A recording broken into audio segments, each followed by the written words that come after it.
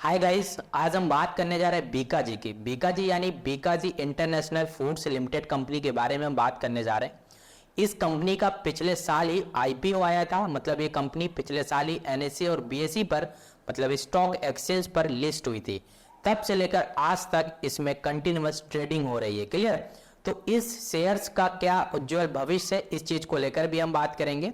साथ ही हम ये बात करेंगे कि इस कंपनी का जो अनऑडिट फाइनेंशियल रिजल्ट्स है, मतलब ये कंपनी का दूसरा फाइनेंशियल रिजल्ट्स है जो अभी अनाउंसमेंट किया। वैसे Q1 की बात करें तो अभी जस्ट आज ही की डेट में कंपनी ने अनाउंसमेंट की अपने Q1 के अनऑडिट फाइनेंशियल रिजल्ट्स की। तो आज हम कंपनी के बारे में बात करने जा रहे हैं अनऑडिट की। क्लियर?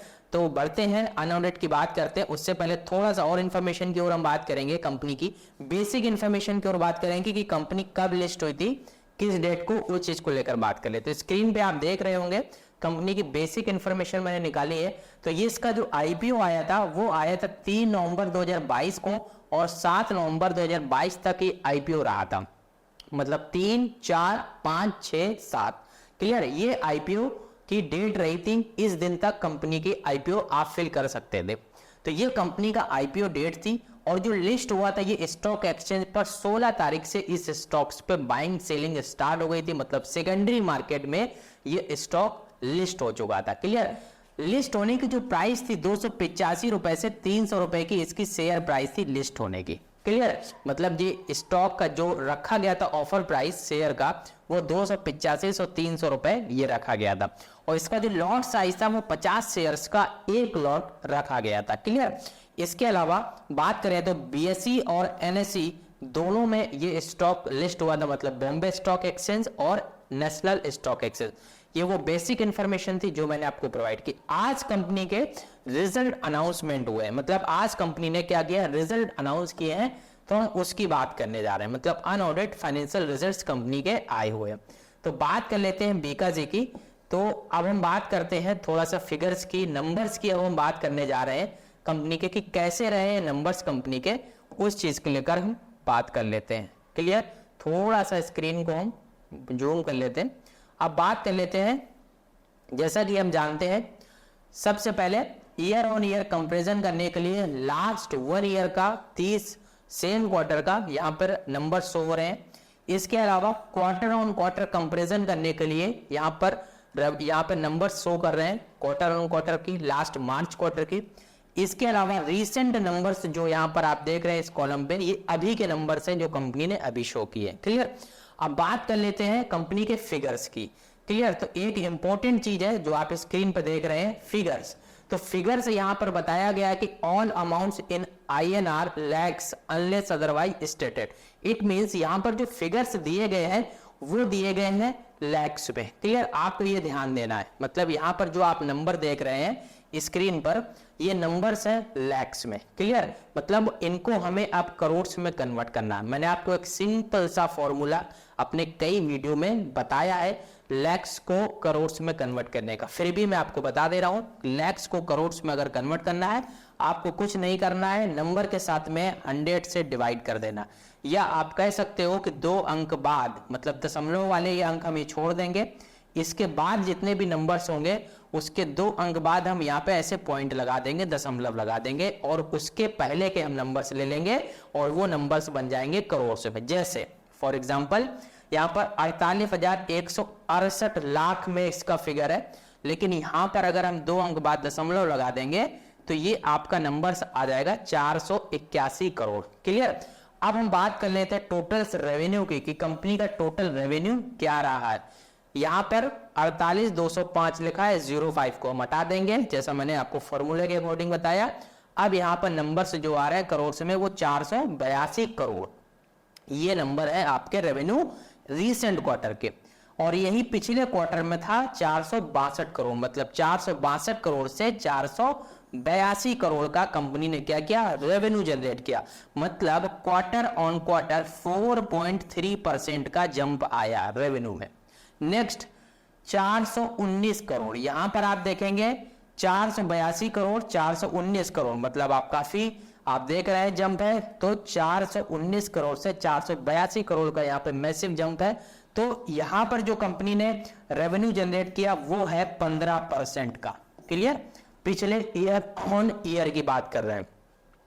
नेक्स्ट बात करें एक्सपेंस, ये फिगर आप जो देख रहे हैं स्क्रीन पर, ये आप फिगर देख सकते हैं, ये एक्सपेंस के फिगर है। तो एक्सपेंस में जो कंपनी ने की है, मोटा मोटी अगर हम बात करें टोटल एक्सपेंस की हम बात करेंगे तो 431 करोड़ खर्चा करके कंपनी ने 482 करोड़ का क्या किया, रेवेन्यू जनरेट किया। इसी प्रकार से यहां पर 415 करोड़ का खर्चा करके कंपनी ने 462 करोड़ का रेवेन्यू जनरेट किया। और same as it is 402 crore का खर्चा करके 419 करोड़ का क्या किया, रेवेन्यू। मतलब पहले एक्सपेंस ही किया जाता है देन रिजल्ट आता है, राइट। तो ये फाइनली आपने देखा। नेक्स्ट हम बात कर लेते हैं टैक्स वगैरह की। अगर बात करें तो आप स्क्रीन पर देख सकते हैं कंपनी के कुछ टैक्सेस वगैरह भी कटे हुए हैं, क्लियर। और ये जैसा कि आप टैक्स एक्सपेंस में आप देख सकते हैं करीब 13-14 करोड़ 14 करोड़ के आसपास का कंपनी का टोटल टैक्स एक्सपेंस गया है। और जो प्रॉफिट, नेट प्रॉफिट जो निकल के आया कंपनी का, प्रॉफिट ऑफ द पीरियड, वो है 41 करोड़ का, क्लियर। ये 41 करोड़ का रिसेंट क्वार्टर में, ये लास्ट क्वार्टर में 38 करोड़ का था। और इससे पहले की अगर बात करें लास्ट 1 ईयर की तो ये 15 करोड़ का। तो यहां पर आप देख रहे हैं यहां पर लगभग 7% का प्रॉफिट हुआ है क्वार्टर ऑन क्वार्टर। इसके अलावा अगर ईयर ऑन ईयर अगर बात करें, मतलब 15 करोड़ से यहां पर 41 करोड़ का कंपनी का मैसिव जंप आया। 173% का प्रॉफिट है कंपनी का। कितना, 173, मतलब 15 करोड़ से 41 करोड़ का कंपनी का प्रॉफिट निकल के आया है। मतलब 173% का कंपनी ने नेट प्रॉफिट में जंप किया है। इसका मतलब है कंपनी कहीं ना कहीं अच्छा परफॉर्मेंस कर रही है। फिर भी एक बार और बेसिक इंफॉर्मेशन हम देख लेते हैं कि ये कंपनी क्या मार्केट कैप रखती है, बिलोंग 12,086 करोड़ का मार्केट कैप है। एक स्मॉल कैप से कंपनी बिलोंग करती है। करंट प्राइस की अगर बात करें तो ये 484 रुपए का क्लोजिंग प्राइस है आज की डेट का।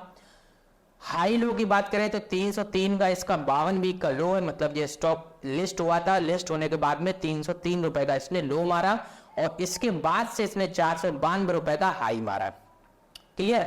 अगर लो से अगर देखा जाए हाई के बीच में तो इसने रिटर्न ऑलरेडी, मैंने बताया जो इसने दिया है, रिटर्न की बात करें जो ये स्टॉक पिछले साल 8 महीने पहले ये स्टॉक जब 3 नवंबर के दिन में, सॉरी 16 तारीख को लिस्ट हुआ था, मतलब 3 तारीख को तो आईपीओ आया था, 16 तारीख के दिन में जब ये लिस्ट हुआ था तो 16 तारीख से लेके अब तक इस स्टॉक ने हाई लो से अगर कंपैरिजन करें तो इसने लगभग 38% का रिटर्न ऑलरेडी प्रोवाइड कर चुका है।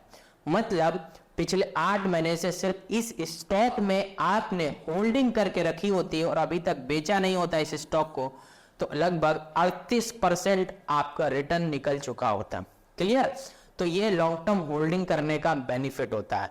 और 8 महीने में 38% का रिटर्न एक बहुत अच्छा रिटर्न होता है। जनरली 10%, 12%, एक साल में 15% या 20% का एक्सपेक्टेशन होता है, लेकिन इस स्टॉक ने पिछले 8 महीने में ही 38% का रिटर्न प्रोवाइड कर चुका है, क्लियर। अगर आपने आईपीओ में इस कंपनी के स्टॉक खरीदे होते और अभी तक होल्ड किया होता तो लगभग 38% का रिटर्न। लेकिन फिर भी अभी यहां से भी क्या अपॉर्चुनिटी बन सकती है, इस चीज को लेकर हम बात कर लेते हैं, क्लियर। तो देख लेते हैं एक बार। मैंने बताया 484 रुपए की इसकी क्लोजिंग है। ये फिलहाल में स्टॉक मूव कर रहा है, थोड़े समय के लिए स्टॉक अभी साइडवेज दिख रहा है, ज्यादा खास साइडवेज नहीं है। ये स्टॉक यहां से साइडवेज है अभी 460 रुपए से 400 लगभग 85 रुपए के आसपास, क्लियर। ये स्टॉक साइडवेज है फिलहाल। अगर देखा जाए इसमें एक लॉन्ग टर्म नजरिया बनाया जाए तो मेरे हिसाब से ये एक बेटर स्टॉक है। यहाँ से continuous jump stock up trend पे मूव कर रहा है। अगर आप एक लॉन्ग टर्म व्यू रखते हैं तो मुझे लगता है कि ये 400 नीचे का स्टॉप लॉस, लॉन्ग टर्म की बात कर रहा हूं मैं, शॉर्ट टर्म की बात नहीं कर रहा हूं, 400 रुपए के स्टॉप लॉस से इस कंपनी में, इस कंपनी के शेयर में अगर हम बने रहते हैं तो आने वाले समय में एक बहुत अच्छा रिटर्न दे सकता। और भी यहाँ से अभी ऑलरेडी 38% का रिटर्न प्रोवाइड कर चुका है। इसके अलावा भी इस स्टॉक में अगर ये स्टॉक थोड़ा सा नीचे करेक्शन लेता है, नीचे आता है, तो यहाँ पर 440 रुपए के आसपास अगर ये स्टॉक आ जाए तो हमारे लिए बेस्ट अपॉर्चुनिटी होगी। मतलब यहाँ से एक हमारी बेटर एंट्री होगी और यहाँ से इस स्टॉक में लॉन्ग टर्म नजरिए के साथ हम इस स्टॉक पे बैठ सकते हैं और आने वाले समय में 6 महीने, 1 साल, 2 साल में हमें बहुत अच्छा रिटर्न प्रोवाइड कर सकता है और भी अच्छा हो सकता है कि 38-38% से भी अच्छे रिटर्न्स आपको प्रोवाइड कर दे। बस कंडीशन ये है आपके फाइनेंशियल्स इसी तरीके से ट्रैक करने होंगे, जिस तरीके से Q1, Q2, Q4 इस तरीके से रिजल्ट्स आ रहे हैं, ये कंटिन्यूअस आपको फॉलो करने होंगे। अगर इसी तरीके से कंपनी के ईयर ऑन ईयर में परफॉर्मेंस, क्वार्टर ऑन क्वार्टर में परफॉर्मेंस दिखती है तो आप इस स्टॉक्स में कंटिन्यूअसली लॉन्ग टर्म के व्यू से होल्ड कर सकते हैं। क्लियर? एट लास्ट मेरा ओवरऑल डिस्कशन यहाँ पर कंप्लीट होता है। Thank you so much. मिलते हैं नेक्स्ट वीडियो में। अगर आप इस चैनल पर न्यू हैं, बिगनर हैं, तो मैं चाहूँगा इस चैनल को सब्सक्राइब करें और हो सके तो इस वीडियो को शेयर भी कर सकते हैं। और एक इंपॉर्टेंट चीज़, आप नोटिफिकेशन बेल आइकन जरूर आप ऑन कर लें, जिससे जैसे ही हम लोग वीडियो अपलोड करें तो सबसे पहले हमारा वीडियो आप तक पहुँचे। Thank you so much. मिलते हैं नेक्स्ट वीडियो में बहुत जल्द।